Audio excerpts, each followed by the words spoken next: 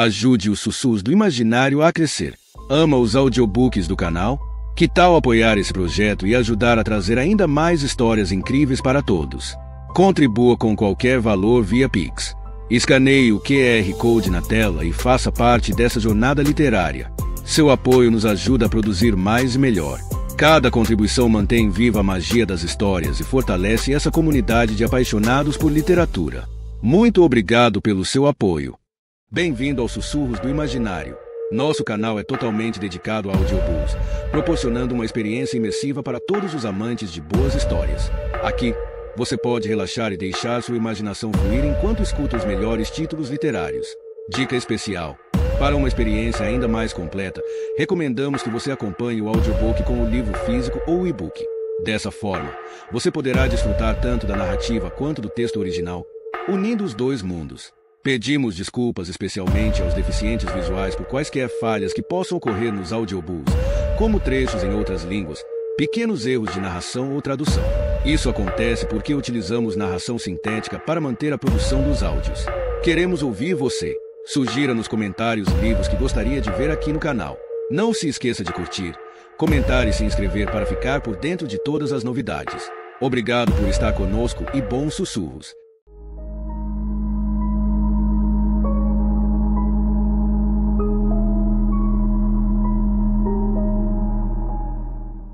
Quarto dia. O Mau Marinheiro. Capítulo 20. Todos os mortos e considerados mortos estavam pegando os casacos.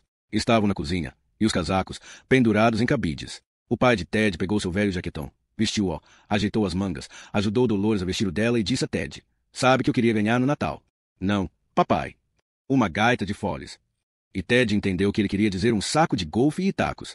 "Como, Ike?" perguntou Ted. "Isso mesmo," disse o pai, passando a Chunky o seu sobretudo. Chunky o vestiu. Era um belo sobretudo, de cachemira do pré-guerra. A cicatriz de Chunky desaparecera, mas ele continuava com aquelas mãos delicadas que pareciam ser de outra pessoa. Ele as ergueu na frente de Ted, mexendo os dedos. "Você foi embora com a médica," disse Ted. Chunky negou com um gesto de cabeça. "Estou longe de ser uma pessoa supereducada. Participei da corrida." "E ganhou." "Perdi feio." "Sinto muito." Chunky disse. "Dê um beijo de despedida na sua mulher." No rosto. Ted afastou a mãe Totive Sally, que sorria para ele com a boca cheia de sangue, beijou Dolores no rosto e perguntou: "Querida, por que você está toda molhada?" "Estou seca feito um osso," disse ela ao pai de Ted. "Se eu tivesse metade da idade que tenho," disse o pai de Ted, "eu me casaria com você, garota." Estavam todos encharcados, até a mãe de Ted, até Chunky. Os casacos gotejavam, molhando todo o chão. Chunky passou 3 achas de lenha e disse: "Para a fogueira." "Obrigado," disse Ted pegando as achas, esquecendo onde as colocará. Dolores coçou a barriga e disse: "Os putos desses coelhos, para que diabos servem?" Laediz e Raquel solando entraram no quarto. Estavam sem casaco. Estavam sem roupa nenhuma. Laediz passou uma garrafa de uísque por cima da cabeça da mãe de Ted. Tomou Dolores nos braços. Ted deveria sentir ciúmes, mas Raquel se ajoelhou na frente dele, abriu-lhe a braguilha e o tomou na boca. Chunky, o seu pai, Totive Sally e a sua mãe deram um adeuzinho. Laediz e Dolores recuaram a passos tropegos até o quarto, e Ted os ouviu ofegar na cama, enquanto lutavam com as roupas, ofegando ruidosamente. E tudo lhe parecia perfeito, absolutamente maravilhoso. Ele ajudou Dolores, que estava à sua frente, a se levantar, enquanto Raquel e Laediz trepavam feito loucos, e então beijou a sua mulher, colocou a mão no buraco da sua barriga. Ela disse: "Obrigada." Ele a penetrou por trás, empurrando as achas do balcão da cozinha, e viu o diretor e os seus homens tomando góladas do uísque trazido por Laediz. O diretor piscou para Ted em sinal de aprovação ao modo como ele trepava, ergueu o corpo na sua direção, dizendo aos subordinados: "Esse negro branco tem colhões. Se o virem, atirem de cara. Estão ouvindo? Não precisam nem piscar. Se esse cara sair da ilha, estaremos todos fodidos." Ted tirou o paletó de cima do corpo e rastejou até a entrada da caverna. O diretor e os seus homens estavam no alto do rochedo logo acima dele. O sol já se erguera no horizonte. Ouviam-se os guinchos das gaivotas. Ted consultou o relógio de pulso. 8 da manhã. "Não facilitem," continuou o diretor. "Esse homem se formou no combate, foi testado no combate, endureceu no combate. Ganhou muitas condecorações, entre elas a Purple Heart Yaok Leaf Wiff Clusters. Matou 2 homens na Sicília só com as mãos." Essa informação estava na pasta com os dados pessoais de Ted. Este bem o sabia. Mas como a conseguiram? Maneja a faca como ninguém e é muito bom no corpo a corpo. Não se aproximem desse sujeito. Logo que puderem, abatam-no como um cão de 2 patas. Ted se pegou sorrindo, apesar da situação. Quantas vezes os homens do diretor já teriam ouvido comparações com cães de 2 patas? 3 guardas desciam com a ajuda de cordas pelo rochedo menor, e Ted se afastou da borda, vendo-os descer para a praia. Alguns minutos depois, subiram novamente, e Ted ouviu um deles dizer: "Ele não está lá embaixo, senhor." Por algum tempo, Ted os ouviu vasculharem as cercanias do promontório e da estrada. Quando se fez silêncio, ele deixou passar mais 1 hora antes de sair da caverna, para ter certeza de que ninguém tinha ficado lá em cima de Atalaia, dando tempo para que o grupo de busca se distanciasse. Eram 9h20 quando o xerife chegou à estrada e começou a caminhar em direção ao oeste, tentando andar a passo estugado, mas sem deixar de ficar atento a qualquer movimento de homens à sua frente ou às suas costas. Trey acertara na sua previsão do tempo. Estava quente como o diabo, e Ted tirou o paletó e dobrou sobre o braço. Afrouxou o nó da gravata o bastante para tirá-la pela cabeça e colocou-a no bolso. A sua boca estava seca como uma pedra de sal, e os olhos coçavam por causa do suor. De repente reviu a cena do sonho em que Chunk colocava o casaco, e essa imagem perturbou mais do que a de Laidis acariciando Dolores. Até o aparecimento de Raquel e Laidis, todos os personagens do sonho eram pessoas mortas, exceto Chunk. Mas ele tirara o casaco da mesma fileira de cabides, seguindo-os porta afora. Ted abominou o significado daquilo. Se pegaram Chunk no promontório, provavelmente o arrastaram enquanto Ted subia de volta. E quem quer que o tivesse agarrado deveria ser muito bom de serviço, porque Chunk nem ao menos soltara um grito. Quão poderoso era preciso ser para dar sumiço, não apenas em um, mas em 2 xerifes dos Estados Unidos. Sumamente poderoso. E, se o que pretendiam fazer com Ted era levá-lo à loucura, o plano para Chunk não seria o mesmo. Ninguém iria acreditar que 2 xerifes endoidaram nos mesmos 4 dias. Portanto, Chunk precisaria morrer num acidente. Com certeza no furacão. Na verdade, se fossem realmente espertos, e era isso que parecia, relatariam a morte de Chunk como um acontecimento que teria provocado a loucura de Ted. Havia uma lógica irrefutável nessa ideia. Mas, se não conseguisse sair da ilha, pensou Ted, o Comando Central nunca iria aceitar essa história, e mandaria outros xerifes para verificar tudo pessoalmente. E o que iriam encontrar? Ted contemplou os próprios pulsos e polegares. Os tremores tinham aumentado. E, mesmo depois de uma noite de sono, o cérebro não estava muito desanuviado. Ted se sentia confuso, com a língua pastosa. Se, à chegada dos outros xerifes, as drogas já o tivessem dominado, com certeza o encontrariam babando no roupão de banho defecando onde quer que estivesse. E a versão dos fatos dada por Ashcliffe seria confirmada. A sirene do ferry-boat tocou no momento em que Ted chegava ao alto de uma elevação. Vendo a embarcação fazer a manobra no porto e começar a recuar rumo ao pier, ele acelerou a marcha. 10 minutos depois, avistou os fundos da casa de Cavlé através das árvores. Quando saiu da estrada para entrar no bosque, ouviu os homens descarregando o ferry-boat, o barulho surdo das caixas sendo jogadas no pier, o clangor metálico dos vagonetes, o ruído de passos nas pranchas de madeira. Ele alcançou o último renque de árvores, viu vários serventes na doca, 2 pilotos do ferry encostados na murada da popa e guardas, monte de guardas, com as coronhas dos fuzis apoiadas nos quadris, de corpos voltados para o bosque, com os olhos perscrutando as árvores e o terreno em frente do hospital. Terminada a descarga, os serventes empurraram os seus vagonetes de volta à doca, mas os guardas permaneceram.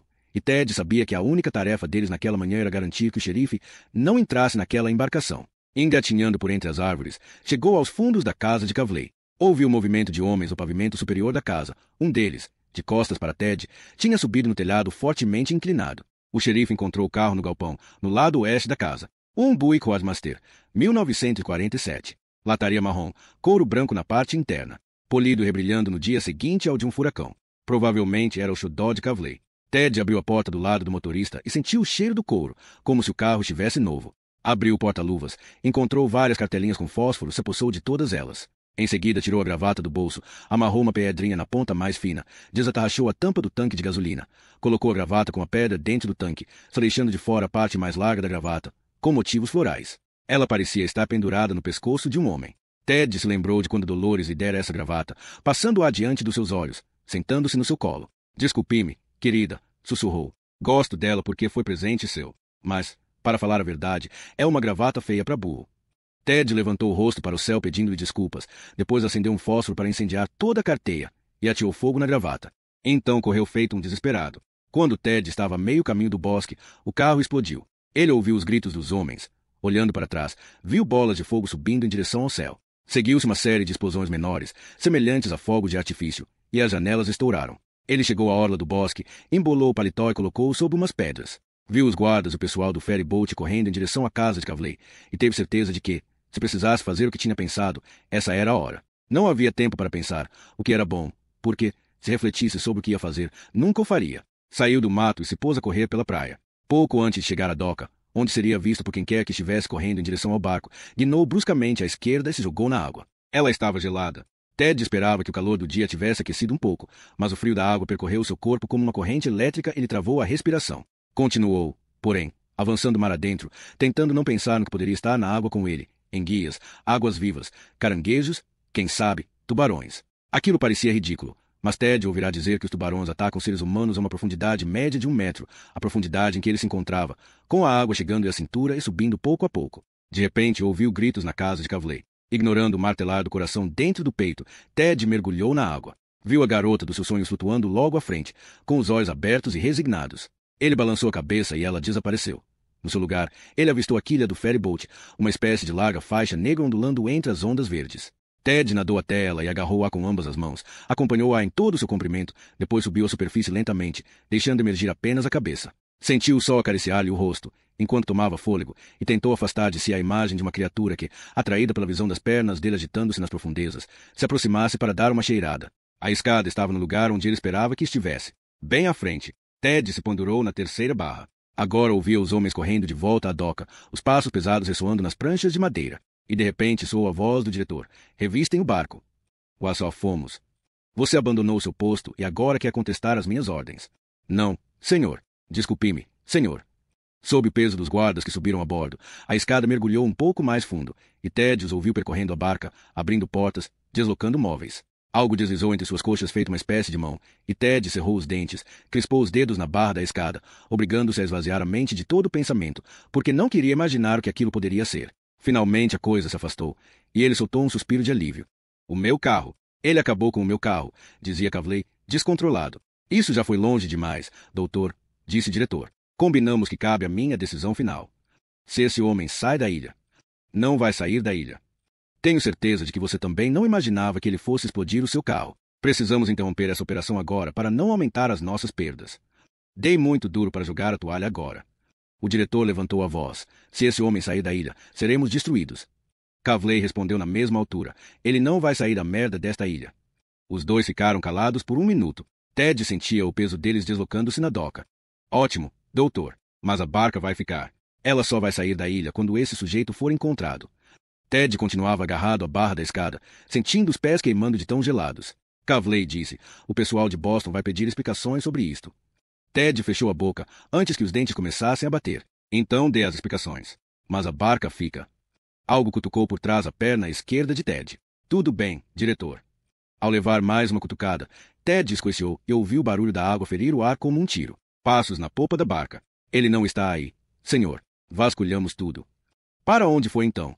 Disse o diretor. Alguém tem alguma ideia? Merda. O que é, doutor? Deve ter ido para o farol. Essa ideia também me passou pela cabeça. Vou cuidar disso. Leve alguns homens com você. Disse que vou cuidar disso. Temos homens lá. Mas não bastam. Já disse que cuido disso. Ted ouviu os passos de Kavley afastando-se nas pranchas de madeira, ficando mais leves quando chegaram à areia. Esteja ou não no farol, disse o diretor aos seus homens, essa barca não vai a lugar nenhum. Peçam ao piloto a chave de contato e as passem para mim. Ted nadou durante a maior parte do trajeto. Abandonou a barca, nadou em direção à praia até estar próximo do fundo arenoso o suficiente para poder avançar ajudando-se com as mãos, e finalmente levantou a cabeça da água e olhou para trás.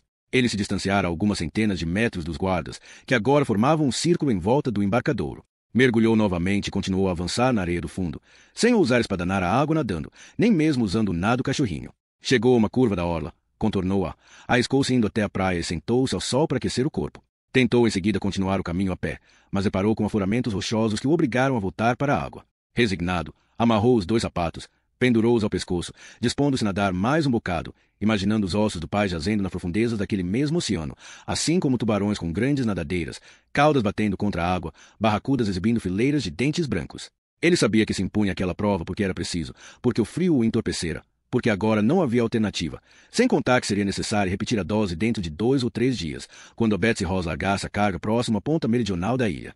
Ora, a única maneira de vencer o medo era enfrentá-lo, como aprenderá durante a guerra. Mas Ted jurou a si mesmo que, se conseguisse sair dessa, nunca mais se aventuraria no mar. Sentia-se vigiado e apalpado por aquela massa líquida mais antiga que os deuses e ainda mais orgulhosa das suas inúmeras vítimas. Ted avistou o farol por volta das 13 horas.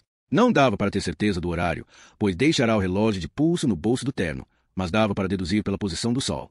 Voltou à terra firme junto à escarpa rochosa sobre a qual se erguia a torre. Deitou-se numa pedra e ficou tomando sol até o corpo parar de tremer e a pele perder a coloração arroxeada, voltando ao normal. Se Chunk estivesse lá em cima, independentemente da condição em que se encontrasse, Ted iria tirá-lo de lá. Vivo ou morto, não iria abandoná-lo. Então é você quem vai morrer. Era a voz de Dolores, e ele sabia que a mulher estava certa. Se fosse necessário esperar 2 dias pela chegada da Betsy Ross, e se Chunk não estivesse absolutamente alerta, com pleno domínio de suas faculdades físicas e mentais, nunca conseguiriam escapar. Seriam caçados. Ted sorriu. Como cachorros de 2 patas. Não posso deixá-lo, disse a Dolores. Não posso fazer isso. Se não encontrar, é outra história. Mas ele é o meu parceiro. Você mal teve tempo de conhecê-lo. Mas ainda assim é o meu parceiro. Se estiver preso lá dentro, sendo maltratado, preciso tirá-lo de lá, mesmo correndo o risco de morrer. Ainda assim. Então torço para que ele não esteja lá. Finalmente Ted desceu a pedra, tomou uma trilha arenosa, coberta de conchas, que serpenteava por entre a grama, e ocorreu-lhe que Kavley se enganara tomando por um potencial suicida. No fundo, o que sentia era desejo de morrer. Durante anos não conseguirá atinar com uma boa razão para continuar a viver, mas também não conseguirá encontrar uma razão para morrer. Tirar a vida com as próprias mãos? Mesmo nas noites de maior angústia, essa lhe parecia uma opção extremamente patética, embaraçosa, lamentável. Mas o guarda surpreendeu-se tanto com a presença de Ted quanto este com a dele. De braguilha ainda aberta, com o rifle pendurado às costas, a primeira reação do homem foi fechar a braguilha. E, quando mudou de ideia, Ted já batera no seu rosto. O guarda agarrou o pescoço do xerife. Enquanto este se abaixava, ele dava um pontapé na parte de trás da coxa. O homem se desequilibrou e caiu para trás. Ted lhe deu um pontapé no ouvido direito. Os olhos do sujeito se reviraram, a boca se abriu e o guarda ficou imóvel. Ted se debruçou sobre ele, tirou a alça do rifle do ombro e o rifle de sobre o seu corpo. Constatou que o guarda ainda estava respirando. Bom, não mataram o sujeito. E agora tinha uma arma. Ted a usou para dominar um outro guarda, postado diante da cerca. Quando desarmou esse segundo guarda, na verdade, um garoto, este perguntou: vai me matar? Claro que não, menino, disse Ted batendo a corunhado rifle na têmpora do garoto. Havia uma pequena barraca do outro lado da cerca. Ted a examinou e encontrou apenas algumas revistas de mulher pelada, uma caneca de café frio, alguns uniformes pendurados num cabide atrás da porta. Saiu da barraca, dirigiu-se ao farol, abriu a porta com o rifle e deu com uma área de cimento nu, úmido e frio, em que as paredes estavam cobertas de mofo e havia uma escada em espiral, feita da mesma pedra que as paredes. Subiu por ela até o primeiro andar, tão vazio quanto o outro, e teve certeza de que ali havia um subsolo, um lugar amplo, que talvez estivesse ligado ao hospital por passagens subterrâneas, porque, até onde observara, aquilo não passava, bem, de um farol abandonado. Ted ouviu um rangido acima da cabeça, voltou à escada, subiu mais um lanço e deparou com uma pesada porta de ferro. Apertou o cano do rifle contra ela e notou que a porta cedeu um pouquinho. Ouviu o rangido novamente, sentiu o cheiro de fumaça de cigarro, ouviu o barulho do mar, sentindo ao mesmo tempo o sopro do vento. Se o diretor tivesse sido esperto bastante para postar guardas de ambos os lados daquela porta, ele estava frito. Corra, querido. Não posso. Por que não? Porque tudo está em jogo aqui. Tudo o quê? Tudo. Não entendo. Tudo. Eu. Lae diz. Chunk, o pobre diabo do Noise. Tudo será decidido aqui. Ou tudo acaba agora. Ou acabo eu. E as mãos dele, querido? As mãos de Chunk. Você não viu? Não. O quê? As mãos dele. Ted. Parece não ser dele. Ted entendeu o que ela queria dizer. Sabia que algum detalhe importante relacionado às mãos de Chunk lhe escapava, mas, no momento, não tinha tempo de refletir sobre isso. Preciso passar por esta porta agora, querida. Certo. Tenha cuidado. Ted se agachou do lado esquerdo da porta, encostou o cabo do rifle do lado esquerdo da caixa torácica, apoiou a mão no chão para garantir o equilíbrio e chutou a porta com o pé esquerdo. A porta se escancarou. Ted caiu de joelhos e ajeitou o rifle no ombro, apontando para o homem à sua frente. Kavley, sentado à mesa de trabalho, estava de costas para uma janelinha quadrada que dava para a imensidão azul e argente do mar, cujo cheiro inundava a sala, enquanto o vento brincava nos cabelos dele. Kavley não pareceu surpreso, nem assustado. Bateu o cigarro na borda do cinzeiro à sua frente e disse a Ted: querido, por que você está todo molhado?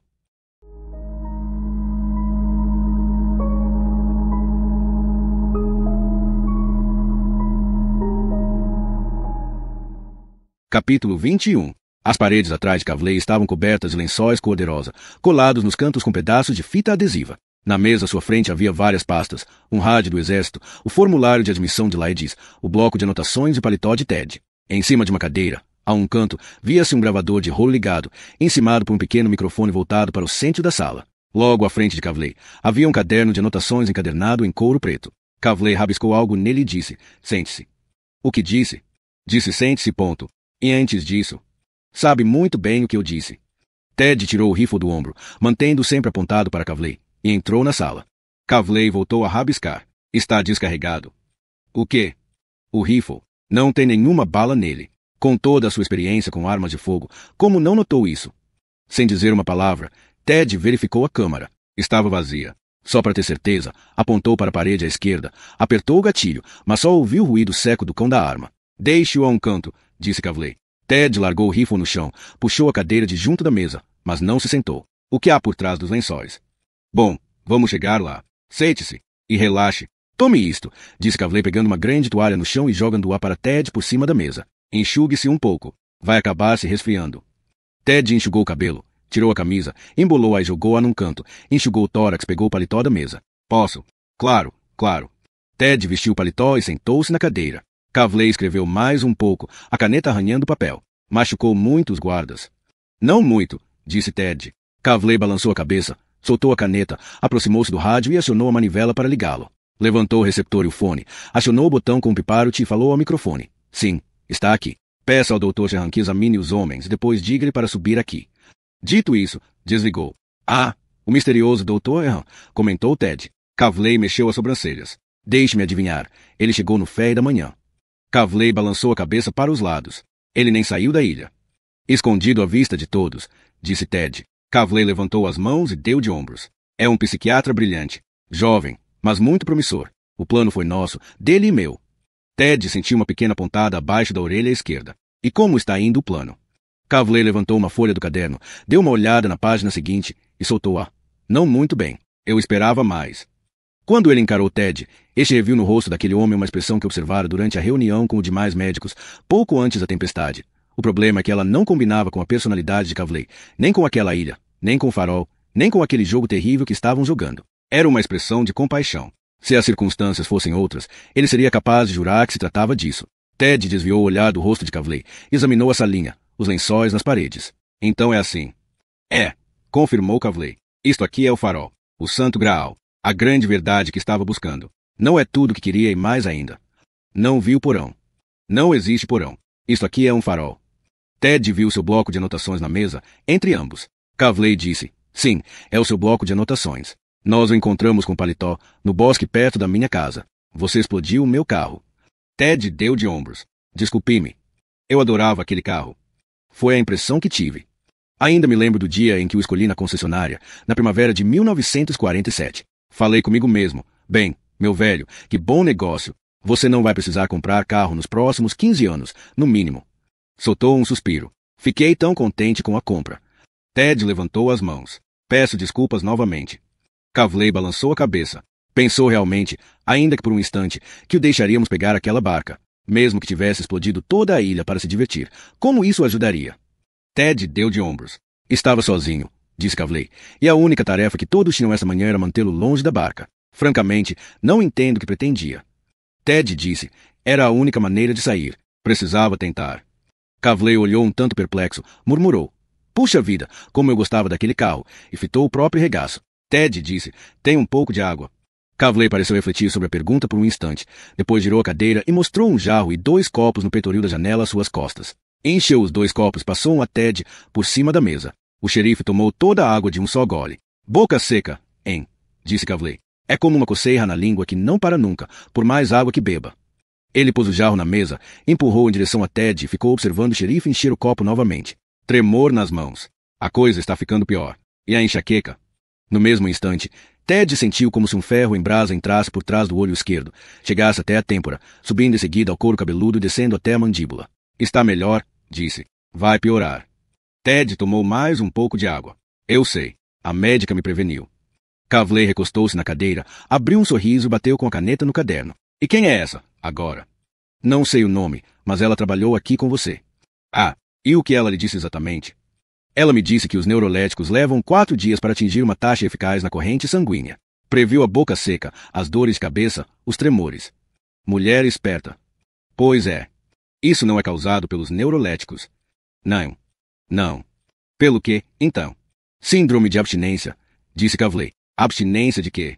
Kavley sorriu novamente. O seu olhar se tornou distante, e ele abriu o bloco de Ted na última página escrita e empurrou na direção de Ted. Essa letra é sua, não é?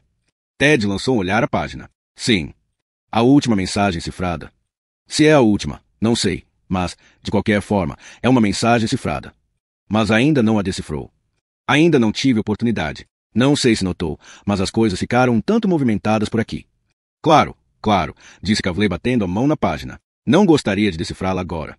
Ted olhou para os 8 números e letras, I, 5, 0, 15, E, 5, V, 22, E, 5, C, 3, L, 12, E, 5. Ted sentiu o ferro em brasa atrás do olho. Não estou na minha melhor forma. Mas é simples, disse Kavley. 8 letras. Vamos esperar que a minha cabeça pare de latejar. Ótimo. Abstinência de quê? Disse Ted. O que me deu, doutor? Kavley estalou os dedos, recostou-se na cadeira com um bocejo. Clorpromazina. Ela tem as suas desvantagens. Aliás, muitas. Não gosto muito dessa droga. Pretendia começar a lhe dar imipramina antes da última série de incidentes, mas acho que agora não será preciso. Ele se inclinou para a frente. Em geral, não sou muito fã da farmacologia, mas, no seu caso, não tenho dúvidas de que é necessário o uso de drogas. Imipramina também é chamada de tofranil. Ted sorriu. E clorpromazina? Kavley balançou a cabeça. Clorpromazina. É isso que está tomando agora. Ou melhor, o que está deixando de tomar. É o medicamento que lhe demos nos últimos 2 anos. Nos últimos o quê? Disse Ted. 2 anos. Ted deu uma risadinha. Escute, sei que vocês são poderosos, mas não precisam inventar um poder que não têm. Não estou inventando nada. Quer dizer que estão me drogando há 2 anos. Prefiro o termo medicar. Vocês têm um sujeito trabalhando no Bureau Federal? Um cara com a função de drogar o meu café toda manhã? Ou quem sabe, espere, ele trabalhava na banca de jornal onde compro meu café a caminho do trabalho. Assim seria melhor. Quer dizer então que durante 2 anos mantiveram alguém em Boston me drogando? Em Boston? Não, disse Kavley calmamente. Aqui. Aqui? Ele fez que sim. Aqui. Está aqui há 2 anos. Na condição de paciente desta instituição. Agora Ted ouvia a fúria da maré investindo contra a base da falésia. Cruzou as mãos para controlar os tremores, tentando ignorar a pulsação atrás do olho, cada vez mais quente e intensa. Sou um xerife federal, disse Ted. Era, disse Kavley. Sou, disse Ted. Sou xerife e trabalho para o governo dos Estados Unidos. Saí de Boston numa segunda-feira de manhã, 22 de setembro de 1954. É mesmo, disse Kavley. Diga-me como chegou até o ferry boat. Foi dirigindo até lá? Onde estacionou? Fui de metrô. O metrô não vai até lá. Depois peguei um ônibus. Por que não foi dirigindo? O carro está na oficina. Ah, e qual a lembrança que tem do domingo? Pode me dizer o que fez? Pode me dizer francamente algo sobre o dia anterior àquele em que acordou no banheiro do ferry boat? Ted podia. Bem, ele poderia fazer isso, mas o diabo do ferro em sua cabeça passava por detrás do olho e lhe penetrava os seios nasais. Tudo bem. Lembre-se. Conte-lhe o que fez no domingo. Chegou em casa do trabalho. Foi para o apartamento em Buttonwood. Não em Buttonwood. O de Buttonwood ficará reduzido a cinzas quando Laediz o incendiara. Não. Onde você mora? Meu Deus. Era como se estivesse vendo. Certo. O apartamento na Castlemont. É isso. Castlemont Avenue. Perto da água. Tudo bem. Relaxe. Você voltou para casa na Castlemont. Jantou, tomou um pouco de leite e foi dormir. Certo? Kavley disse. O que me diz disso? Já deu uma olhada nisso? Ele empurrou o formulário de admissão de Laediz na direção de Ted. Não. Ele disse e soltou um assobio. Mas veio para cá atrás disto. Se levasse para o senador Ully esse pedaço de papel, prova da existência de um 67º paciente, do qual afirmamos não ter registro, poderia acabar com isto aqui. É verdade.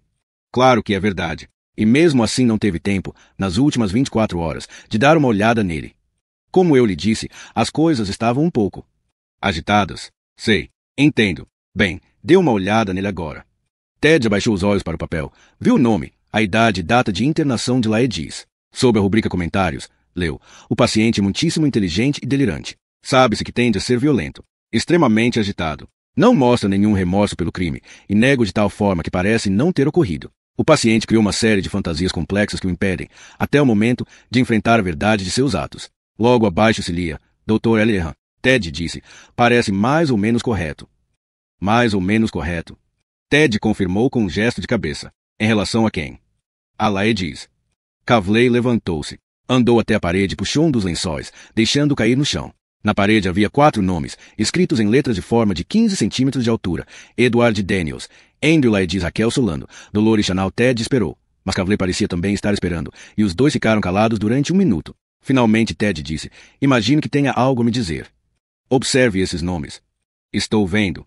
Seu nome, o nome do 67º paciente, o da paciente que fugiu e o de sua esposa. Não sou cego.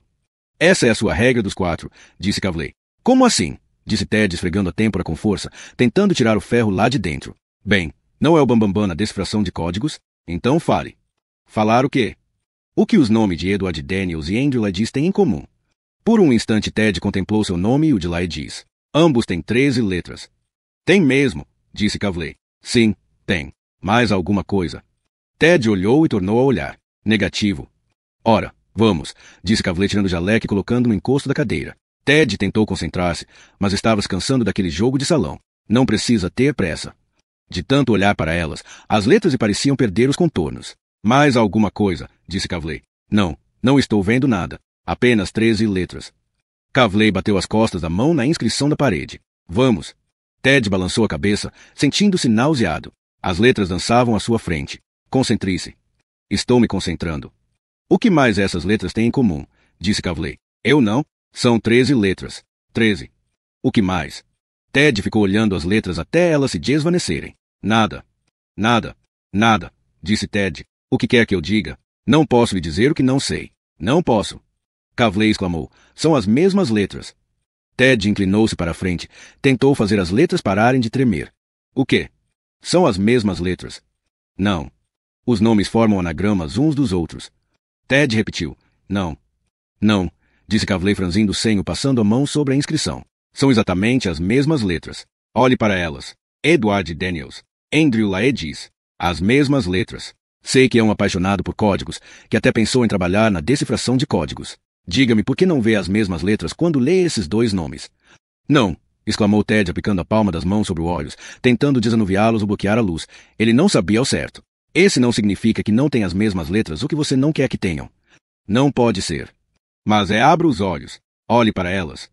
Ted abriu os olhos, mas continuou balançando a cabeça, de forma que as letras não paravam de dançar. Kavley bateu com as costas da mão na linha de baixo da inscrição. Então experimente estas. Dolores Chanal e Raquel Solando. Ambos os nomes têm 13 letras. Quer que eu lhe diga o que elas têm em comum? Ted sabia o que estava vendo, mas sabia também que aquilo não era possível. Não? Também não vê nada. Não pode ser. Mas disse Kavley. As mesmas letras também. Um nome é anagrama do outro. Você veio aqui em busca da verdade? Aqui está a sua verdade, Andrew. Ted, disse Ted. Kavley olhou para ele, mostrando novamente grande empatia. O seu nome é Andrew Laedis, disse Kavley. Sabe quem é o 67º paciente do hospital Ashcliffe? É você, Andrew.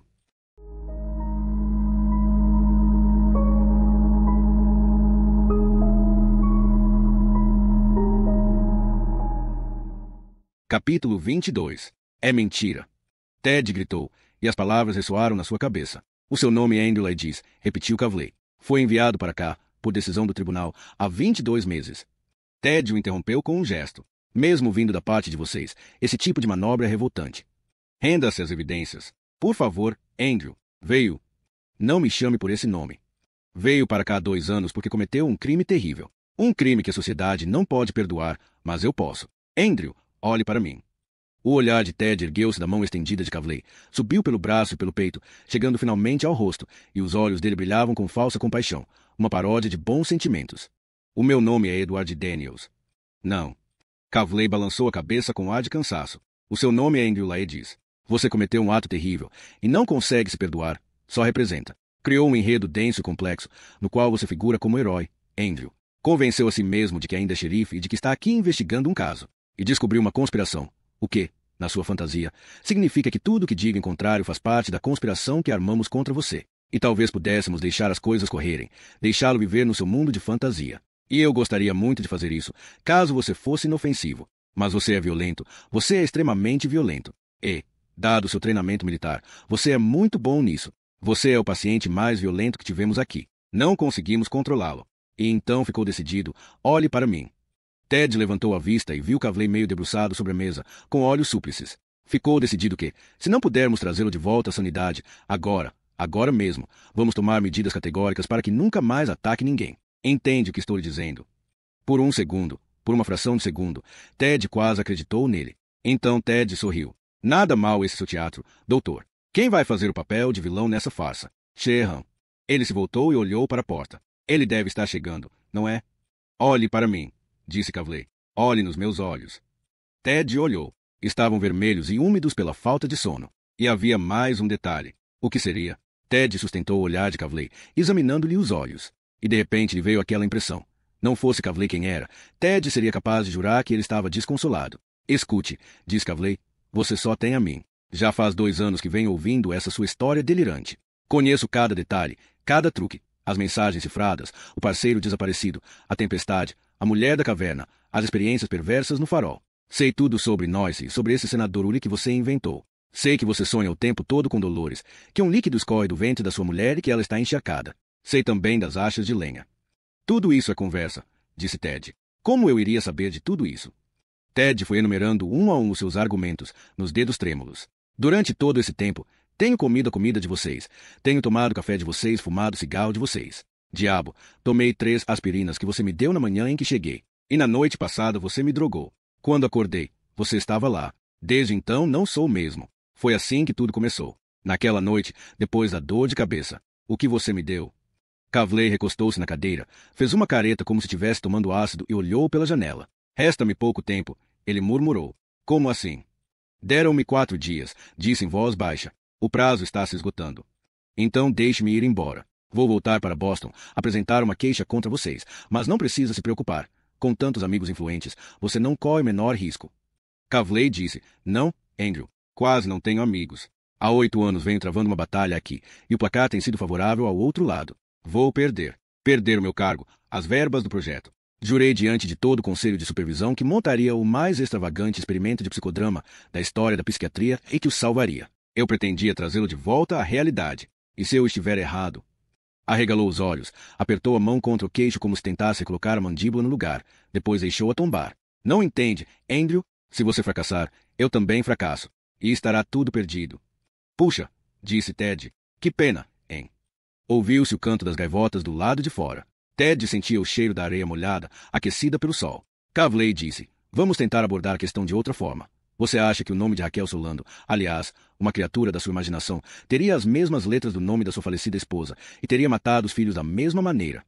Ted se pôs de pé, e os tremores sacudiam-lhe os braços, dos ombros até os punhos. Minha mulher não matou filho nenhum. Nunca tivemos filhos. Vocês não tiveram filhos, disse Kavley andando até a parede. Nunca tivemos filhos, seu canalha estúpido.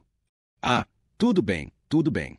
Kavley puxou outro lençol da parede. No lugar em que foi retirado o lençol, Ted viu um diagrama de uma cena de crime, fotografia de um lago, de 3 crianças mortas e finalmente os nomes, escritos nas mesmas letras de forma. Edward Laediz, Daniel Laediz, Raquel Laediz. Ted abaixou a vista e contemplou as próprias mãos. Elas se agitavam como se não mais lhe pertencessem. Se pudesse esmagá-las, ele o faria. São os seus filhos, Andrew. Vai me dizer que não existiram? Vai. Ted apontou a mão trêmula para o outro. São os filhos de Raquel Solando. E o desenho era a casa de Raquel Solando, perto do lago. Essa casa é sua. Vocês se instalaram lá por recomendação dos médicos, preocupados com a saúde da sua esposa. Lembra-se? Isso depois que ela acidentalmente tocou fogo no apartamento. Afaste-a da cidade, disseram os médicos, leve-a para um lugar mais bucólico. Talvez ela melhore. Ela não estava doente. Estava sim, Andrew. Pare de me chamar assim. Porra, Dolores não estava louca. Ela era maníaco-depressiva. Ela não era, disse Ted. Tinha tendências suicidas. Maltratava as crianças. Você não queria admitir isso. Preferia acusá-la de fraqueza. E disse para si mesmo que a cura era uma questão de vontade. Para conseguir isso, era só apelar para o senso de responsabilidade. Para com você. Para com os filhos. Você passou a beber cada vez mais. Recolheu-se à sua concha. Ficava longe de casa. Ignorava todos os sinais. Ignorava o que lhe diziam os professores, o padre, a família dela. Minha mulher não estava doente. E por quê? Porque você estava confuso. Minha mulher não estava. A única vez que ela procurou um psiquiatra foi porque tentou se matar e terminou no hospital. Nem você conseguiu controlar isso. E lhe disseram que ela era um perigo para si mesma. Disseram-lhe. Nós nunca consultamos psiquiatras. Que ela era um perigo para as crianças. Foram avisados várias vezes. Nunca tivemos filhos. Discutimos o assunto, mas ela não conseguia engravidar. Meu Deus! Ele se sentia como se estivesse enfiando vidro na sua cabeça a golpes de rolo de macarrão. Venha até aqui, disse Kavley. Aproxime-se e veja os nomes e as fotos da cena do crime. Você vai querer saber. Isso não passa de montagem. Você mesmo as falsificou. Você está sonhando. Sonha o tempo todo. Não consegue parar de sonhar. Andrew, Fale-me sobre eles. Não reviu os 2 meninos e a menina há pouco tempo, hein? A menina o levou à sua lápide. Você é um mau marinheiro, Andrew. Entende o que quero dizer? Significa que é um mau pai. Porque não soube conduzir o barco em que estavam, Andrew. Não o salvou. Quer falar sobre as achas de lenha, hein? Venha até aqui e olhe para eles. Quero ver se é capaz de dizer que não são as crianças com que sonhou. Conversa.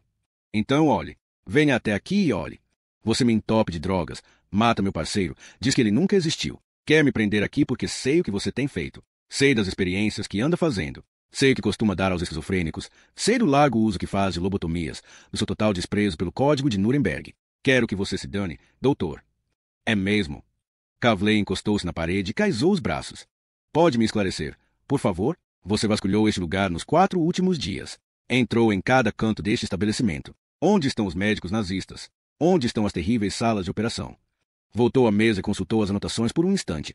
Ainda acredita que estamos fazendo lavagem cerebral nos pacientes. Andrew, desenvolvendo, durante décadas, uma experiência para criar, como é que você disse mesmo? Mortos-vivos? Assassinos? Kavley deu uma risadinha. Sou forçado a reconhecer. Andrew, mesmo nesta época de paranoia desenfreada, os seus delírios merecem o primeiro prêmio. Ted apontou-lhe o dedo trêmulo. Você dirige um hospital experimental que adota procedimentos radicais. É verdade. Vocês só aceitam os pacientes mais violentos. Também é verdade. E eles precisam satisfazer mais uma condição, serem os mais delirantes. E vocês? Nós o quê? Fazem experiências com eles. Sim, disse Kavley batendo palmas, fazendo uma rápida reverência. Admito a culpa. Experiências cirúrgicas. Kavley levantou um dedo. Ah, não. Sinto muito. Não fazemos experiências cirúrgicas. Só as usamos como último recurso, e nunca sem que eu manifeste os meus mais vivos protestos. Mas sou um só. Nem mesmo eu posso mudar da noite para o dia práticas aceitas durante décadas. Está mentindo. Kavley soltou um suspiro. Por que não me dá ao menos uma prova de que a sua teoria tem alguma lógica? Basta uma. Ted ficou calado. E você se recusou a refutar todas as provas que lhe apresentei. Porque não se trata de provas. É tudo invenção. Kavley colou as mãos uma na outra e levou-as aos lábios, como se rezasse. Deixe-me ir embora desta ilha, disse Ted. Como representante da lei em âmbito federal, exijo que me deixe partir. Kavley fechou os olhos por um instante. Quando os abriu, estavam mais claros e duros. Tudo bem, tudo bem. Você me pegou, xerife. Escute, vou até facilitar as coisas. Pegou uma fina valise de couro do chão, abriu-a e jogou o revólver de Ted em cima da mesa. Esse revólver é seu, certo? Ted se limitou a contemplar a arma. As iniciais gravadas na coronha são suas, certo? Ted piscou os olhos, por causa do suor que escorria neles. Sim ou não, xerife? Essa arma é sua. A marca que Ted via no cano do revólver era do dia em que Philip Stax atirara nele. A bala ricocheteara no cano e atingira o próprio Stax. Ted viu também as iniciais AD gravadas no cabo, presente no Comando Federal depois de uma troca de tiros com Breck, no Maine. E ali, na parte de baixo do gatilho da arma, o metal estava um pouco arranhado, pois ele o deixara cair no curso de uma perseguição a pé, em Saint Louis, no inverno de 1949. Esse revólver é seu. Sim. Pegue-o, xerife. Verifique se está carregado. Ted olhou para o revólver, depois para Kavley. Vá em frente, xerife. Pegue-o. Ted obedeceu. O revólver tremia na sua mão. Está carregado? Perguntou Kavley. Sim. Tem certeza? Pelo peso dá para saber. Kavley balançou a cabeça. Então atire. Porque essa é a única maneira de você sair desta ilha. Ted tentou estabilizar a arma com a outra mão, mas esta também tremia. Respirou fundo várias vezes, expirando devagar, esforçando-se para fixar o olhar na ponta do cano, apesar das gotas de suor que lhe caíam nos olhos dos espasmos que sacudiam todo o seu corpo. Ele via Kavley para além da mira, a uma distância de no máximo 60 centímetros, mas o médico não parava de se balançar de um lado para o outro, como se ambos estivessem num barco em alto mar. Você tem 30 segundos, xerife. Kavley pegou o fone do rádio, girou a manivela, e Ted o viu levar o microfone à altura da boca. 3 segundos. Aperte o gatilho ou então vai ficar nesta ilha até morrer. Ted sentia na mão o peso da arma. Apesar dos tremores, ainda tinha uma chance, se conseguisse firmá-la. Se matasse Kavley e todos os que o esperavam lá fora. Kavley falou. Sim, senhor diretor, ele pode subir. A visão de Ted de repente se desanuviou. Os tremores se reduziram a pequenas vibrações, e ele apontou o cano da arma para Kavley no momento em que este recolocava o microfone no aparelho. A expressão do rosto de Kavley mudou, como se só então lhe tivesse ocorrido que Ted talvez ainda conseguisse fazer alguma coisa. E Kavley levantou a mão. Tudo bem, ele disse, e Ted atirou no peito dele. Depois levantou as mãos pouco mais de 1 centímetro e atirou no rosto. Com água. Kavley franziu o senho, piscou várias vezes e tirou um lenço do bolso. A porta se abriu atrás de Ted. Ele virou a cadeira e apontou para o recém-chegado. Não atire, disse Chunky. Esqueci a minha capa de chuva.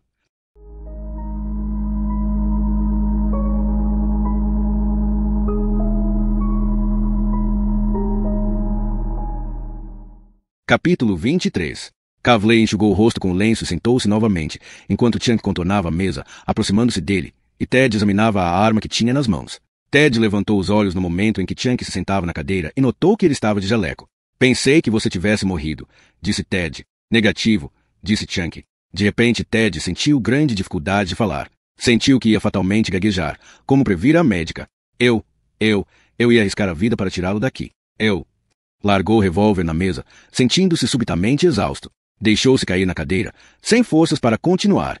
Sinto muitíssimo, disse Chunky. O Dr. Kavley e eu hesitamos durante semanas antes de nos decidirmos a respeito disso. Eu não queria de modo algum que você se sentisse traído nem que sofresse demais. Acredite em mim. Estávamos certos de que não havia alternativa.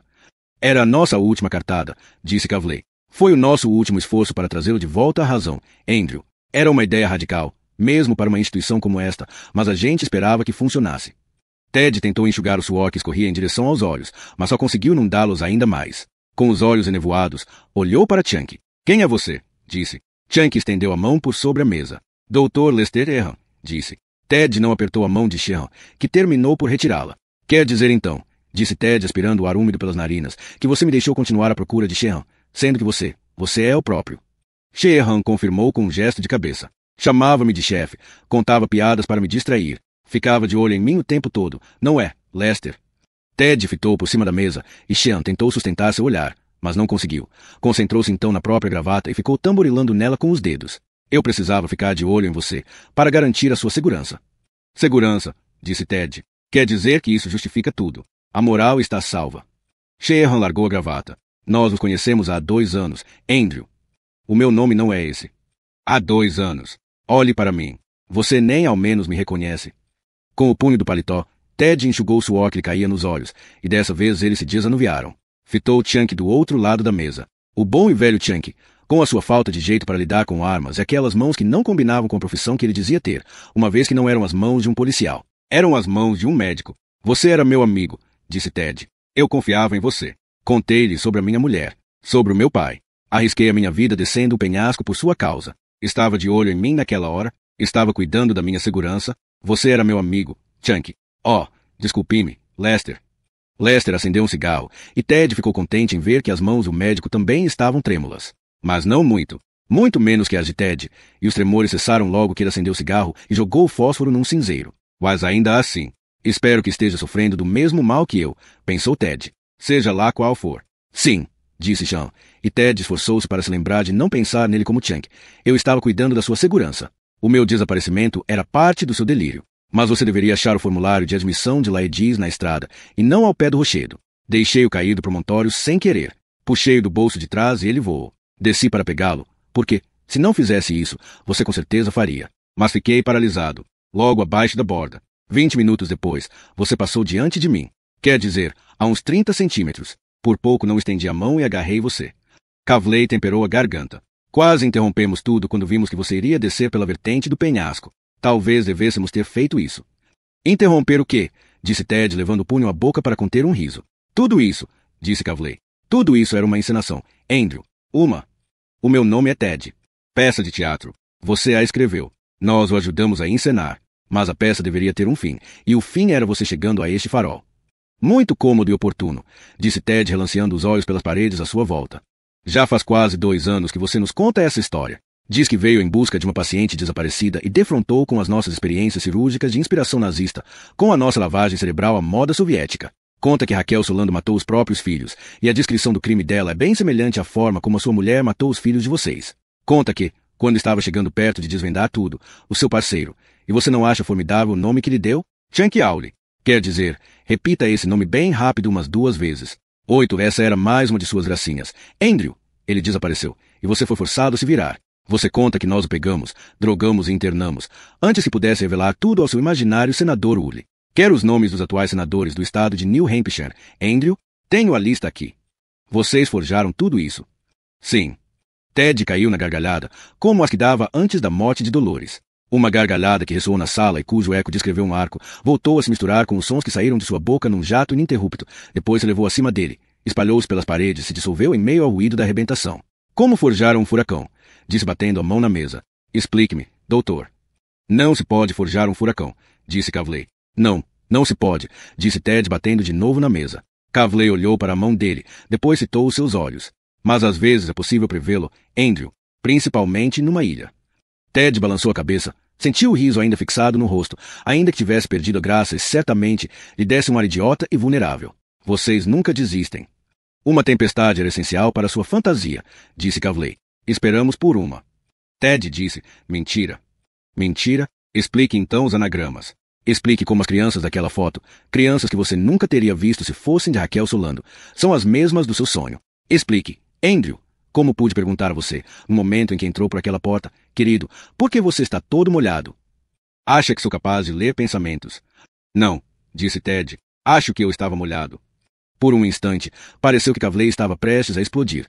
Ele respirou fundo, cruzou as mãos e se debruçou sobre a mesa. O seu revólver estava cheio de água. As suas mensagens cifradas não passam de farsas. Andrew, você está pregando peças em si mesmo. Veja o que está escrito no seu bloco de anotações. Na última página. Olhe bem. 8 letras. 3 linhas. Decifrar é a maior moleza. Olhe bem. Ted abaixou os olhos para a página. E5, 0, 15, E5, V22, E5, C3, L12, E5. Nosso prazo está se esgotando, disse Lester Shea. Por favor, entenda, tudo está mudando. A psiquiatria. Já há algum tempo se trava uma guerra nas suas fronteiras e estamos perdendo. É mesmo, disse Ted num tom indiferente. E quem é nós? Kavley disse. Os homens que, como nós, acreditam que melhor meio de acesso ao espírito não são furadores de gelo ou doses cavalares de medicamentos perigosos, e sim uma verdadeira aceitação da própria individualidade. Uma verdadeira aceitação da própria individualidade, repetiu Ted. Puxa, essa é ótima. 3 linhas, disse Kavley. Uma de 4 letras, outra de 1 letra e uma de 3 letras. Escute o que vou lhe dizer, disse Sheehan. Se falharmos aqui, estaremos perdidos. E não apenas no que se refere a você. No presente momento, a balança pende para o lado dos cirurgiões, mas a situação tende a mudar bem depressa. Os farmacêuticos vão levar a melhor. Entretanto, apesar das aparências, o panorama não vai ficar menos bárbaro. Vão continuar criando zumbis e internando-os em estabelecimentos especializados, com a diferença de que o espetáculo todo vai ser apresentado ao grande público em tons mais róseos. E neste hospital, Andrew, tudo depende de você. O meu nome é Ted. Ted Daniels. A primeira palavra deve ser você, pensou Ted. Naerin já reservou uma sala de cirurgia para você, Andrew. Ted levantou os olhos da página. Kavley balançou a cabeça, confirmando. Temos 4 dias. Se não conseguirmos nada, você vai para a mesa de cirurgia. Que cirurgia? Kavley olhou para Sheehan. Sheehan ficou contemplando o próprio cigarro. Que cirurgia? Repetiu Ted. Kavley começava a abrir a boca para falar, quando Sheehan o interrompeu. Uma lobotomia transorbital, disse com voz cansada. Ted piscou os olhos, voltou-os novamente para a página e viu a segunda palavra. É, como George Noyce, não é? Disse. Mas vocês vão me dizer que ele também não está mais aqui, não é?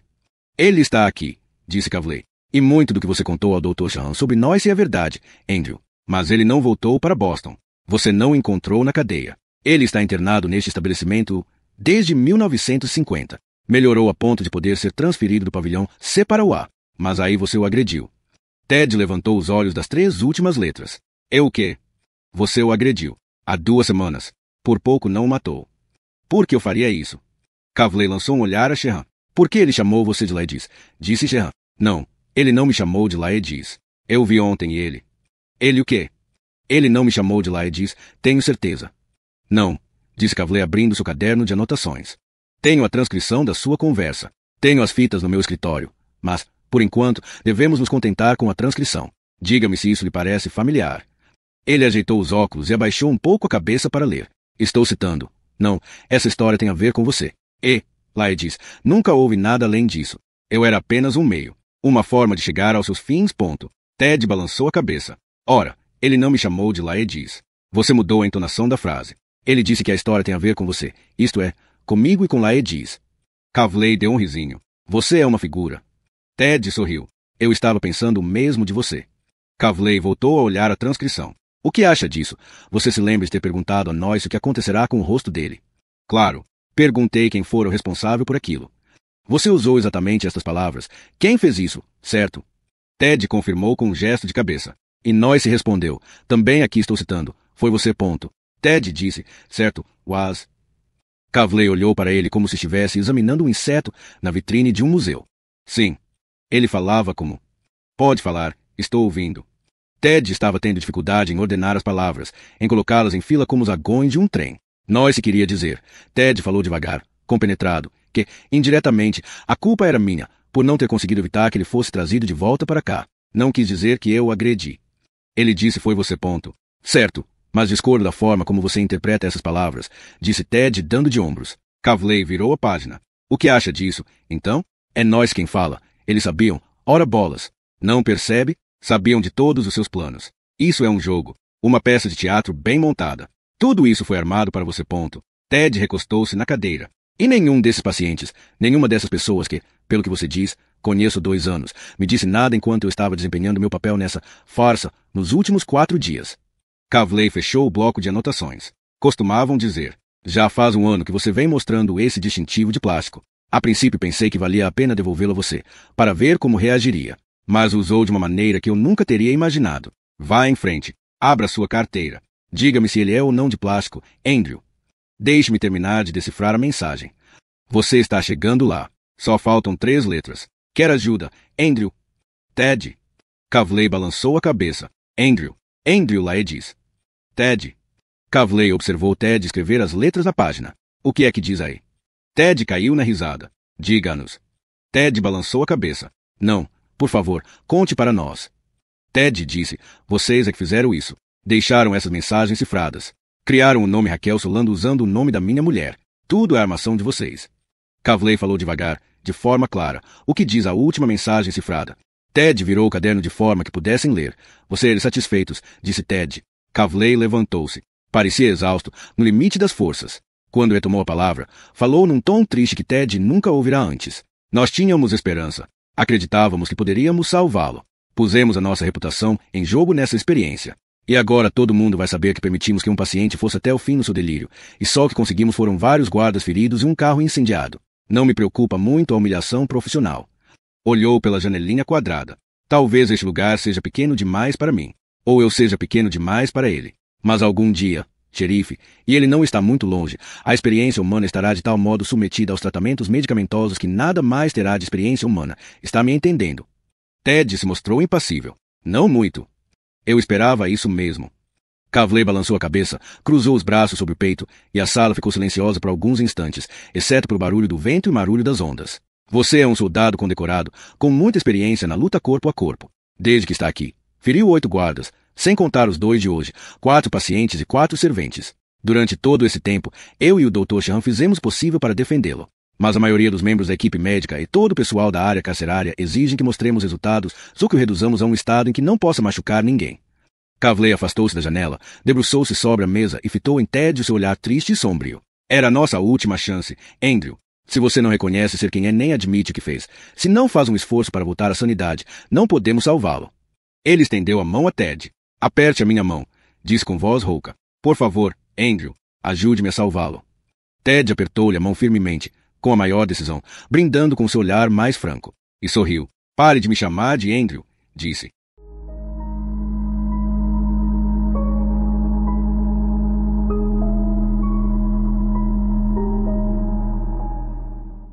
Capítulo 24. Ted foi conduzido ao pavilhão C algemado. Uma vez lá, levaram-no para o porão.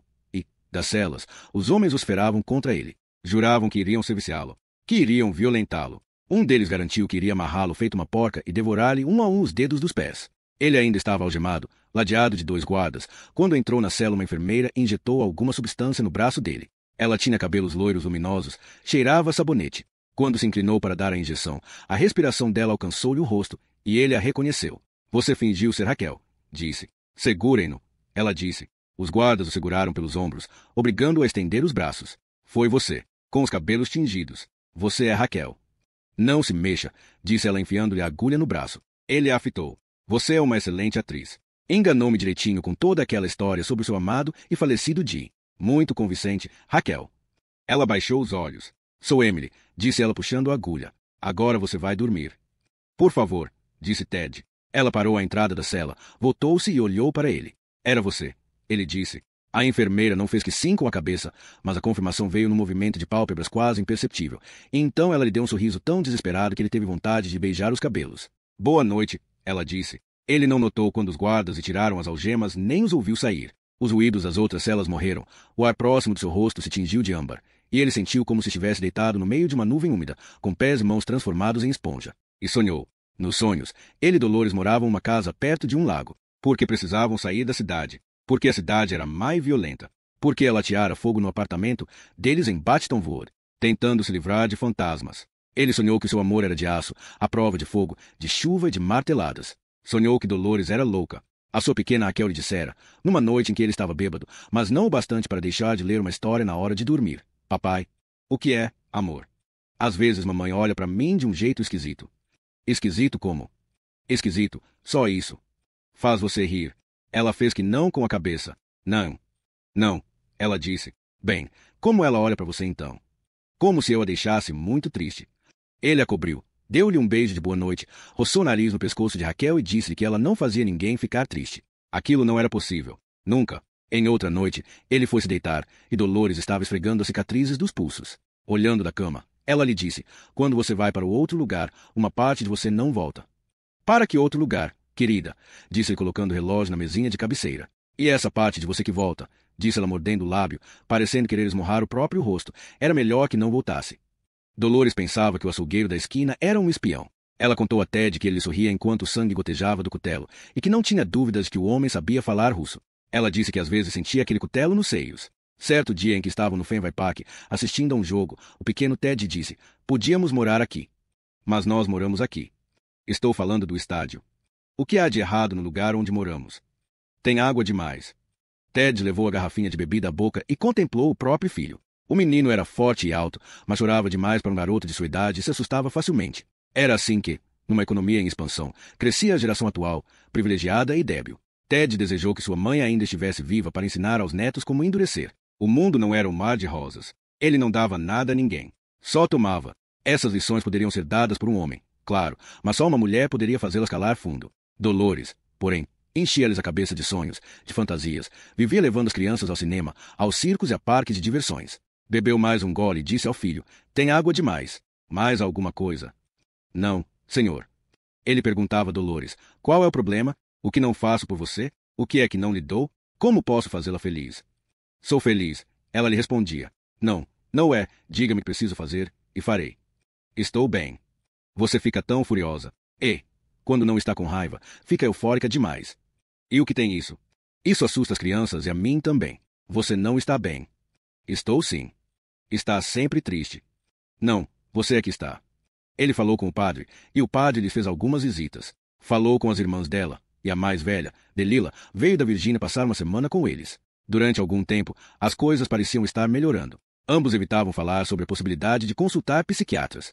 Psiquiatras eram para gente pirada. Ela estava apenas tensa. Tensa e triste. Ted sonhou que Dolores o acordou certa noite e lhe disse para pegar a arma. Ela disse que o açougueiro tinha entrado na casa deles. Estava lá embaixo, na cozinha, falando ao telefone, em russo. Naquela noite, na calçada diante do Coconut Grove, debruçado na janela do táxi, o rosto a poucos centímetros do dela. Ele a olhar e pensara, conheço você. Conheço-a desde sempre. Esperava que você surgisse em minha vida. Esperei durante todos esses anos. Eu a conhecia desde o tempo em que você ainda estava no ventre de sua mãe. Era simplesmente isso. Não sentirá o desejo desesperado de dormir com ela antes de ir para a guerra, desejo tão comum entre os soldados, porque sabia que voltaria.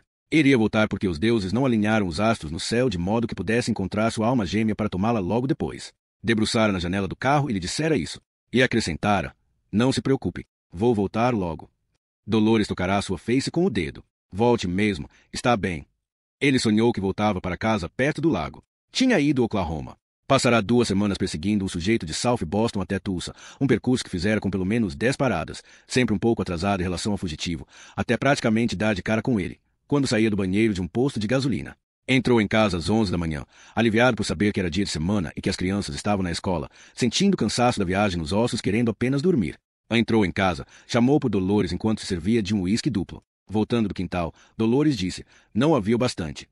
Com o copo na mão, ele se voltou. Não havia o quê, querida? disse, notando que ela estava molhada, como se tivesse acabado de sair do banho, embora estivesse usando um velho vestido preto com um estampado florido desbotado. Estava descalça, a água escorria-lhe dos cabelos, gotejando no vestido. Querida, por que você está toda molhada? Não havia o bastante, disse ela colocando uma garrafa no balcão. Ainda estou acordada. E saiu novamente. Ted a viu andando em direção ao terraço, com longos passos trapegos, incapaz de avançar em linha reta. Colocou o drink no balcão, pegou a garrafa e descobriu que era o Laudanum receitado pelo médico quando ela saíra do hospital. Quando Ted precisava viajar, colocava algumas colheradas do remédio numa garrafinha, o que ela fosse precisar, e aguardava no armário de remédios de Dolores. Depois trancava a garrafa maior no porão. Havia Laudanum para 6 meses na garrafa, e ela o tomara até a última gota. Ele a viu subir os degraus do terraço aos tropeços, cair de joelhos e se levantar novamente. Como ela conseguirá encontrar a garrafa? Ele não colocará no porão uma fechadura qualquer. Um homem forte, munido de uma tenaz, não conseguiria arrancá-la. Dolores não poderia tê-la forçado, e a única chave estava com ele. Ted a viu sentar-se no balanço no meio do terraço, depois olhou para a garrafa. Lembrou-se de que ficará naquele mesmo lugar no dia em que partirá de viagem, colocando colheres de chá na garrafinha, enquanto tomava umas goladas de uísque. Contemplara o lago, guardar a garrafinha no armário de remédios, subir as escadas para dar boa noite às crianças, descera quando o telefone começara a tocar. Depois de atender o telefonema do escritório central, pegar o casaco e a mochila, beijar a Dolores à porta e andar em direção ao carro, esquecendo a garrafa maior atrás do balcão da cozinha. Ele passou pela porta de tela, atravessou o gramado até o terraço e subiu as escadas, enquanto Dolores, com os olhos úmidos, acompanhava os movimentos dele, impulsionando preguiçosamente o balanço de vez em quando. Ele perguntou, "Quando é que você tomou tudo, querida?" "Esta manhã." Ela lhe mostrou a língua, esboçou de novo um sorriso sonhador e se perdeu na contemplação da cobertura côncava do terraço. "Mas não foi o bastante. Não consigo dormir. Eu só queria dormir. Estou muito cansada." Ele viu os touros de madeira boiando no lago atrás dela, e logo notou que não eram touros, mas desviou o olhar e fitou novamente a esposa. "O que é que a fatiga tanto?" Ela deu de ombros e deixou os braços penderem ao longo do corpo. "Estou cansada de tudo isto. Tão cansada. Só queria voltar para casa." "Você está em casa." Ela apontou para o alto. "Lá em cima, quero dizer." Ted olhou novamente para os touros que giravam lentamente na água. "Onde está Raquel?" "Na escola." "Ela é pequena demais para ir à escola, querida." "Não para ir à minha escola," disse a mulher, com os lábios crispados, mostrando os dentes. Então ele urrou. Soltou um urro tão terrível que Dolores caiu do balanço. Saltou por cima dela, saltou por cima da balustrada do terraço e saiu correndo gritando. Gritando não, gritando Deus, gritando por favor, meus filhos não, gritando Jesus. Oh! E se jogou no lago, tropeçou e caiu de cara na água. Afundou. A água o cobriu como óleo. Ele se pôs a nadar e por fim emergiu junto a eles. Os 3 touros de madeira. Seus filhos. Edward e Daniel estavam de bruços, mas Raquel boiava de costas, com os olhos arregalados fitando o céu, a tristeza da mãe estampada nas pupilas, os olhos perscrutando as nuvens. Ele os levou, um a um, para as margens do lago. Teve o maior cuidado com os 3. Segurou-os firme, mas delicadamente, sentindo-lhes os ossos. Acariciou-lhes as faces, os ombros, o tórax, as pernas e os pés. Cobriu-os de beijos. Depois caiu de joelhos e vomitou até sentir a garganta em fogo e o estômago vazio. Ted voltou até eles, cruzou seus braços sobre o peito e notou que os punhos de Daniel e Raquel tinham marcas de corda. Entendeu então que Edward fora o primeiro a morrer. Os outros 2 tinham esperado, ouvindo tudo, sabendo que depois seria a vez deles. Tornou a beijar cada um dos filhos na fronte e em ambas as faces, e fechou os olhos de Raquel. Teriam eles esperneado nos braços da mãe quando ela os levará para a água? Teriam gritado? Ou se deixaram levar sem resistência, apenas gemendo, resignados àquele destino?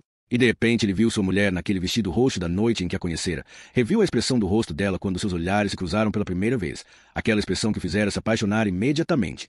À época, ele pensara que a expressão se devia ao vestido, à insegurança de usar um vestido tão sofisticado, num clube sofisticado. Mas não fora bem isso. Era a expressão de terror, um terror mal reprimido, que nunca a abandonava. Era o pavor do mundo exterior, de trens, de bombas, de bondes chocalhantes, de britadeiras, de avenidas mergulhadas nas sombras, dos russos, de submarinos, de bares cheios de homens raivosos, de mares povoados de tubarões, de asiáticos com um livro em uma das mãos e um rifle na outra. Dolores tinha medo de tudo isso e de muito mais. O que mais a aterrorizava, porém, estava dentro dela, uma espécie de inseto dotado de uma existência sobrenatural, que sempre viverá no seu cérebro, brincando com ele, arrancando-lhe os cabos ao seu bel prazer. Ted afastou-se dos filhos, voltou ao terraço e ficou contemplando-a longamente, vendo-a se balançar. E o pior de tudo era que ele a amava muitíssimo. Se pudesse, sacrificaria a própria mente para recuperar a dela. Vender um braço, uma perna, por que não? Ela representava para ele todo o amor que tivera até então. Fora o seu único amor. Graças a ela, suportara a guerra e sobrevivia neste mundo terrível. Ele a amava mais que a própria vida, mais que a própria alma. Mas ele a traíra. Traíra os próprios filhos.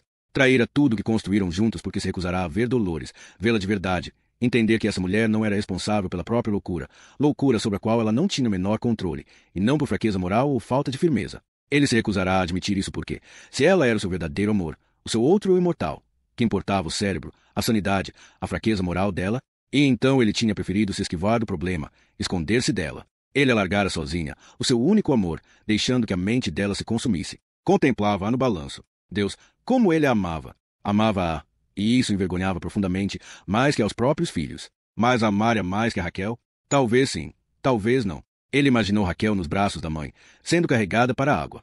Imaginou os olhos da sua filha se arregalando enquanto afundava no lago. Imaginou a sua mulher, sem deixar de ver a imagem da filha, e pensou, você não passa de uma louca cruel. Ted sentou-se no chão do terraço e chorou. Não saberia dizer por quanto tempo. Chorou e se lembrou de Dolores na sacada, no dia em que lhe levará flores. Lembrou-se da forma como virava a cabeça para ele na lua de mel, do vestido roxo, da barriga enorme quando estava grávida de Edward. Lembrou-se de quando ela havia tirado do rosto dele um cílio que soltara da pálpebra, da forma como se desvencilhara dele, caindo em seguida nos seus braços e dando-lhe um beijo rápido na mão.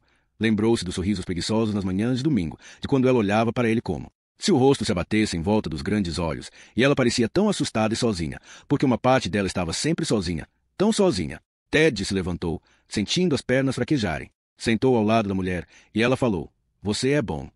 Não, disse ele, não sou. É sim, disse ela tocando-lhe a mão. Você me ama, eu sei. Sei que você não é perfeito. Que teriam pensado eles, Daniel e Raquel, quando acordaram e viram a mãe amarrando os pulsos dos filhos com uma corda? O que pensaram quando olharam nos olhos dela? Oh, meu Deus! Sei muito bem, ela murmurou, mas você é meu, e se esforça para fazer o melhor possível. Oh, querida, ele disse, por favor, não diga mais nada. E quanto a Edward, deve ter corrido. Dolores deve tê-lo perseguido pela casa. Agora ela estava radiante, radiante de felicidade. Ela disse, vamos colocá-los na cozinha. O quê? Ela se sentou nos joelhos do marido, estreitou-o nos braços, apertando o corpo molhado contra o dele. Vamos fazê-lo sentar à mesa, Andrew, disse ela beijando-lhe as pálpebras. Ele a puxou para si, apertando-lhe o corpo contra o seu, e chorou no seu ombro. Ela disse, serão as nossas bonecas vivas. Vamos enxugá-los. O quê? Disse ele numa voz abafada, com o rosto ainda colado ao ombro da mulher. Vamos trocar as roupas deles, ela sussurrou ao seu ouvido. Ele não conseguia imaginá-la numa salinha branca de manicômio, com um visor na porta. Vamos deixá-los dormir na nossa cama hoje à noite. Por favor, pare de falar. Só por uma noite. Por favor. E amanhã vamos levá-los a um piquenique. Se você algum dia teve amor por mim, disse Ted Y, vendo-os estendidos à margem do lago. Sempre amei você, querido. Se algum dia teve amor por mim, por favor, pare de falar, disse Ted. Ele queria ir até os filhos, ressuscitá-los, levá-los embora dali, levá-los para longe dela. Dolores colocou a mão no revólver dele. Ele colou a mão na da mulher. Preciso que você me ame, ela disse. Quero que você me liberte. Dolores tirou-lhe o revólver, mas ele tomou da mão dela e a fitou nos olhos. Eles brilhavam tanto que lhe doíam. Não eram os olhos de um ser humano. Quem sabe de um cão. De um lobo, com certeza. Depois da guerra, depois de Dachau, ele jurara nunca mais matar ninguém, a menos que não tivesse alternativa. A menos que já tivesse uma arma apontada contra si. Só nesse caso, não poderia suportar a morte mais uma vez. Não, não poderia. Ela tentou novamente de tomar o revólver, e novamente ele afastou a mão dela. Ted lançou um olhar à margem do lago e viu os filhos alinhados lado a lado, ombro contra ombro. Tirou o revólver do coldre e o mostrou a ela. Chorando, Dolores mordeu o lábio e balançou a cabeça. Olhou em seguida para o teto da varanda e disse, vamos fingir que estão conosco. Vamos dar banho neles, Andrew. Ele apoiou o revólver no ventre de Dolores. As mãos dele tremiam, os lábios tremiam, e ele disse, amo você, Dolores. Naquele instante, com o revólver encostado no seu corpo, tinha certeza de que não conseguiria.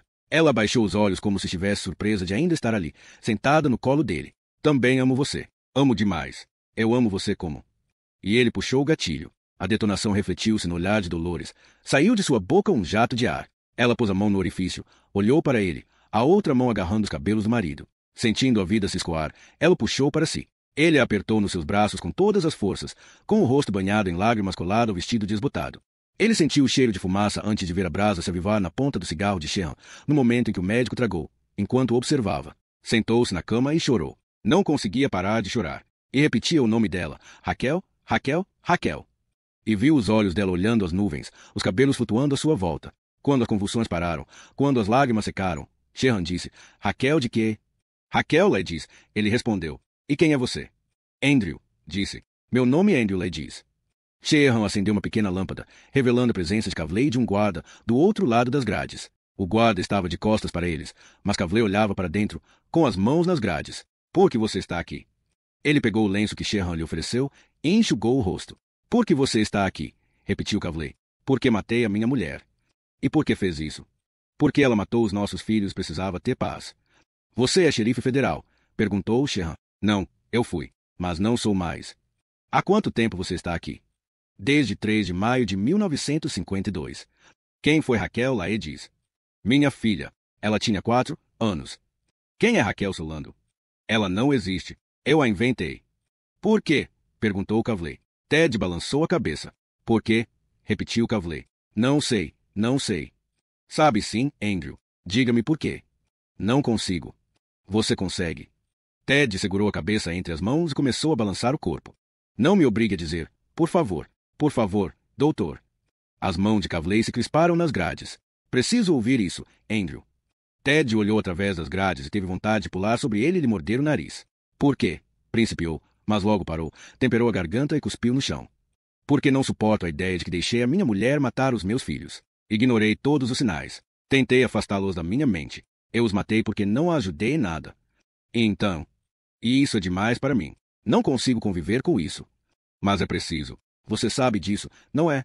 Ele fez que sim e levou os joelhos ao peito. Sheehan se voltou e olhou para Kavley, que continuava olhando através das grades. Sem tirar os olhos de Ted, acendeu um cigarro. É disso que tenho medo, Andrew. Já passamos por isso antes.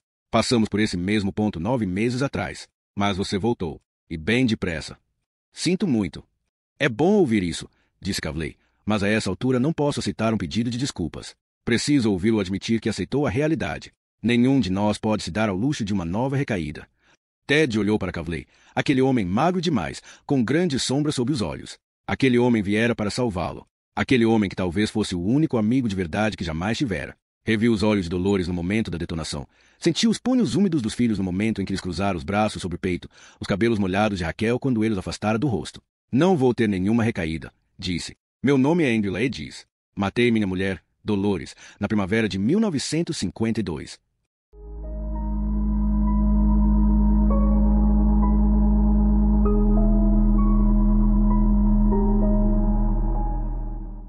Capítulo 25.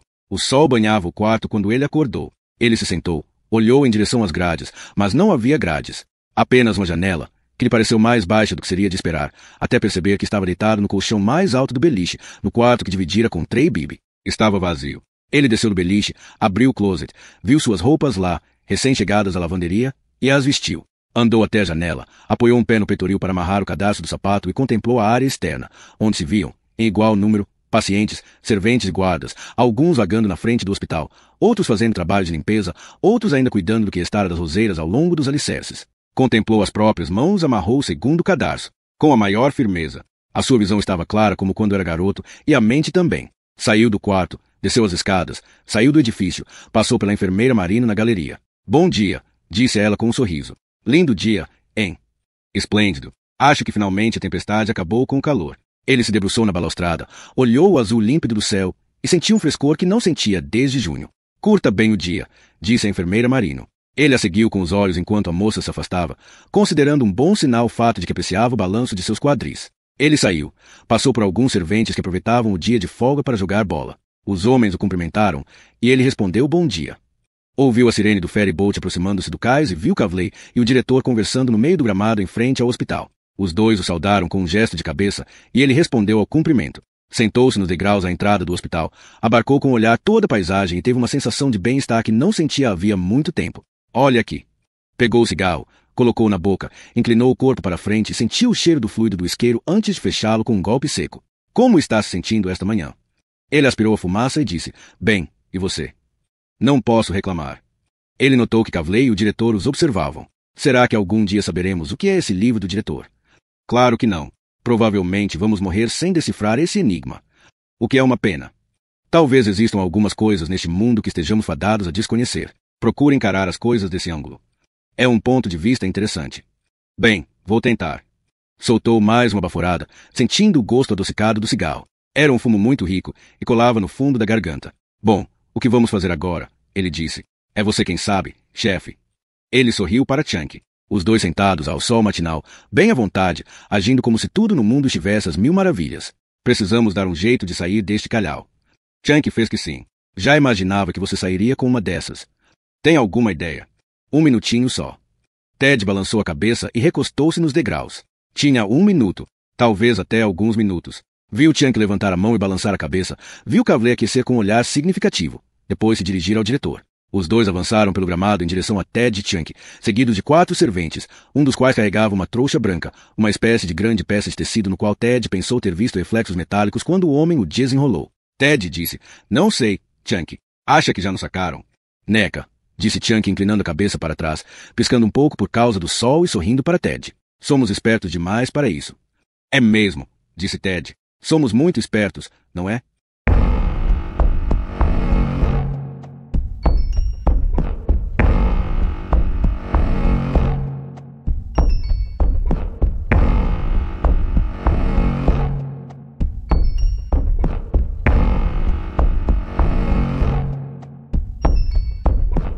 Muito obrigado por ouvir mais um audiolivro aqui nos Sussurros do Imaginário.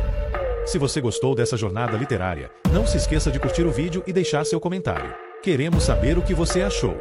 Inscreva-se no canal e ative as notificações para continuar explorando histórias fascinantes e descobrindo novos mundos ao nosso lado. Sussurros do Imaginário, a sua melhor companhia para viagens literárias. Até a próxima aventura!